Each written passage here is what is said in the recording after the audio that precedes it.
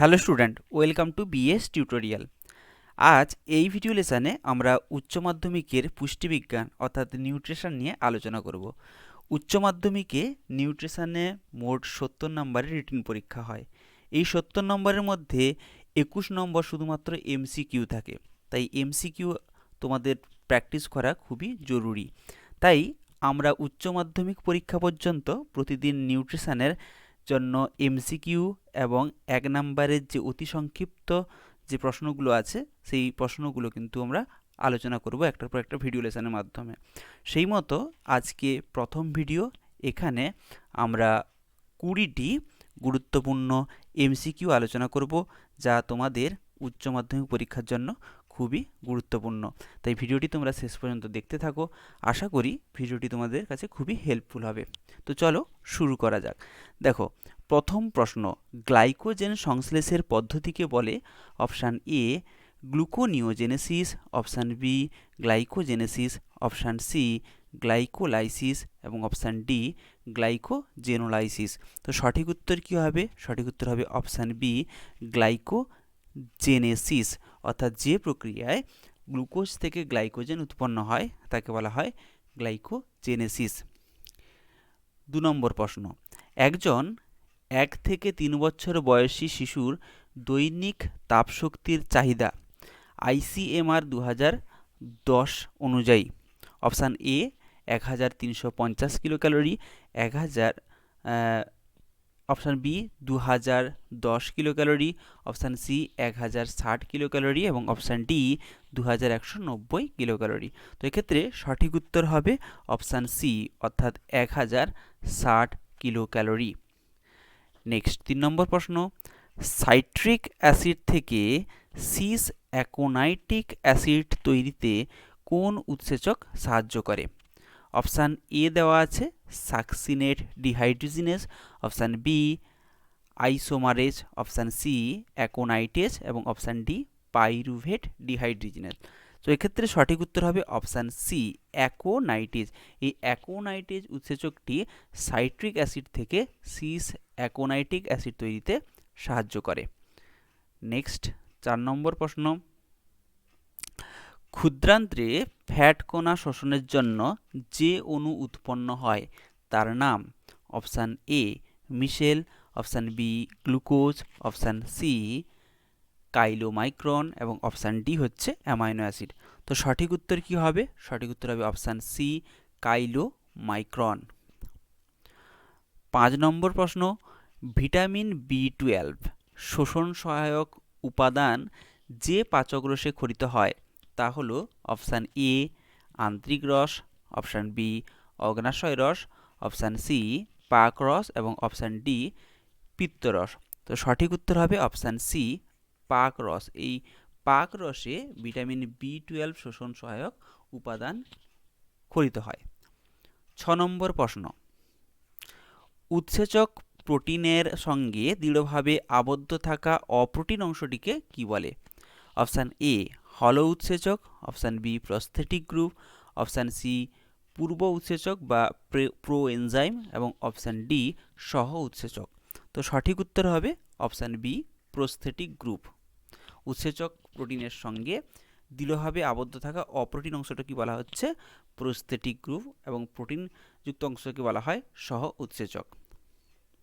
7 নম্বর প্রশ্ন, প্রোটিন পরিপাকের কোন পদ্ধতিটি ইউরিয়া সংশ্লেষের পূর্বে সংগঠিত হয়? তাহলে ইউরিয়া সংশ্লেষের পূর্বে প্রোটিন পরিপাকের যে পদ্ধতিটি সংশ্লেষিত হয় সেখানে 4টা অপশান দেওয়া আছে।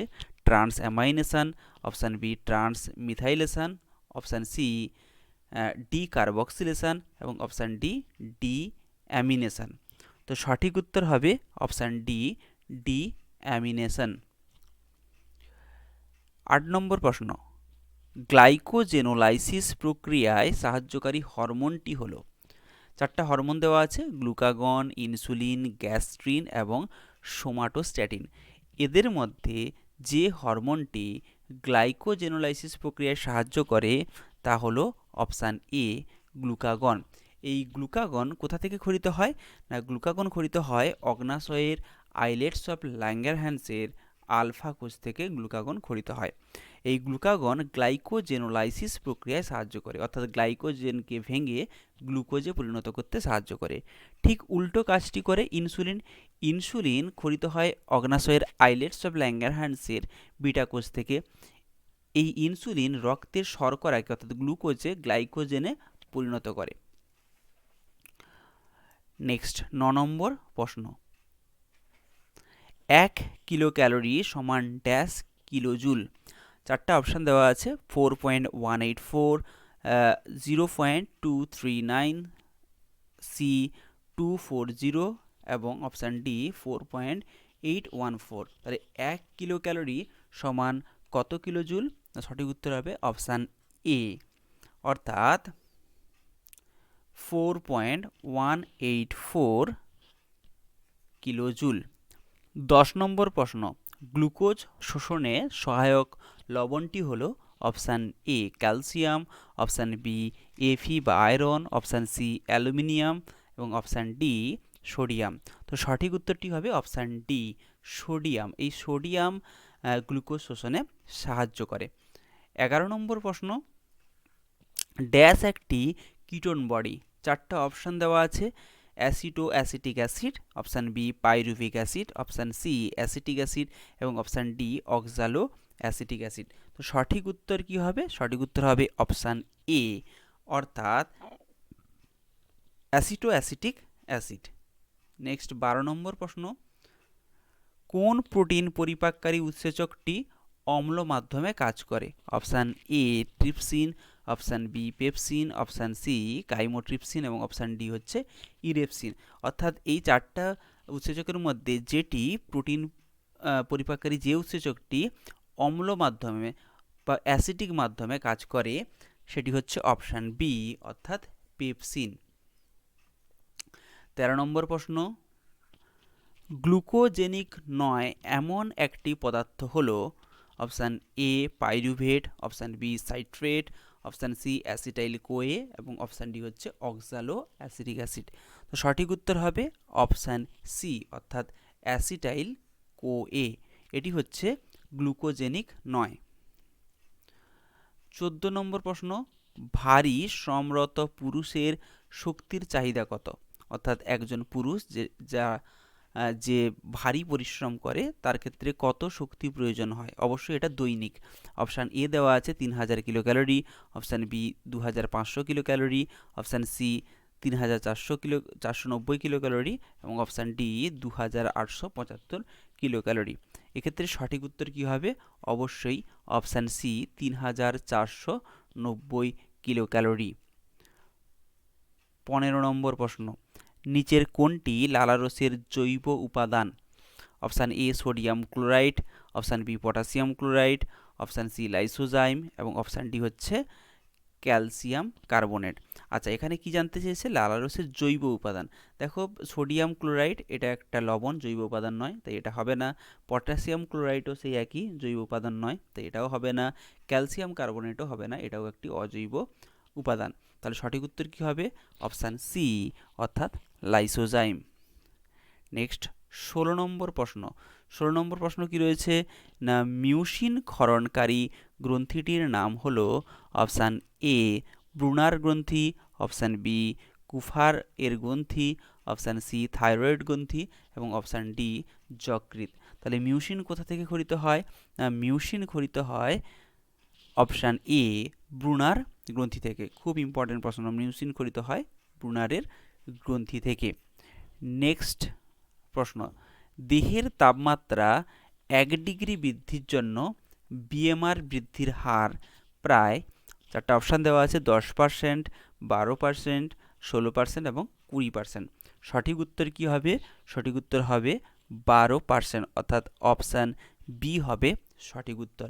1 ডিগ্রি সেলসিয়াস তাপমাত্রা বৃদ্ধির জন্য বিএমআরের বৃদ্ধির হার হচ্ছে 12%। 18 নম্বর প্রশ্ন, পেপসিনোজেন অ্যাক্টিভেটরটি হলো, অর্থাৎ যেটি পেপসিনোজেনকে অ্যাক্টিভ বা সক্রিয় করে, সেই অ্যাক্টিভেটরটি হলো অপশান এ হাইড্রোক্লোরিক অ্যাসিড বা HCl, অপশান বি পিত্তলবণ, অপশান সি মিউসিন এবং অপশান ডি লাইপেজ। সঠিক উত্তর কি হবে? সঠিক উত্তর হবে অপশান এ, হাইড্রোক্লোরিক অ্যাসিড। এটা পেপসিনোজনকে অ্যাক্টিভ করে দেয় এবং পেপসিনে পরিণত করে। 19 নম্বর প্রশ্ন, টাইরোসিন একটি, চারটা অপশান দেওয়া আছে, অত্যাবশ্যকীয় অ্যামাইনো অ্যাসিড, অপশান বি উৎসেচক, অপশান সি অত্যাবশ্যকীয় ফ্যাটি অ্যাসিড এবং অপশান ডি হচ্ছে কিটোজেনিক অ্যামাইনো অ্যাসিড। তো সঠিক উত্তর কি হবে? সঠিক উত্তর হবে অপশান ডি, এটি এক প্রকার কিটোজেনিক অ্যামাইনো অ্যাসিড। 20 নম্বর প্রশ্ন, অর্থাৎ আজকে এই ভিডিও লেসনের শেষ প্রশ্ন, এক অণু গ্লুকোজের সবাত শোষণে মোট উৎপন্ন এটিপির সংখ্যা বা অ্যাডিনোসিন ট্রাইফসফেটের সংখ্যা। অপশান এ 38টি, অপশান বি 35টি, অপশান সি 32টি, অপশান ডি 30টি। তো সঠিক উত্তর কি হবে? সঠিক উত্তর হবে অপশান এ, অর্থাৎ সবাত শোষণ প্রক্রিয়ায় এক অণু গ্লুকোজ জারিত হয়ে 38 অণু অ্যাডিনোসিন ট্রাইফসফেট বা এটিপি উৎপন্ন করে। তো এই ছিল আজকে 20টি গুরুত্বপূর্ণ এমসিকিউ এর প্রশ্ন। আশা করি ভিডিওটি তোমাদের কাছে খুবই হেল্পফুল হবে।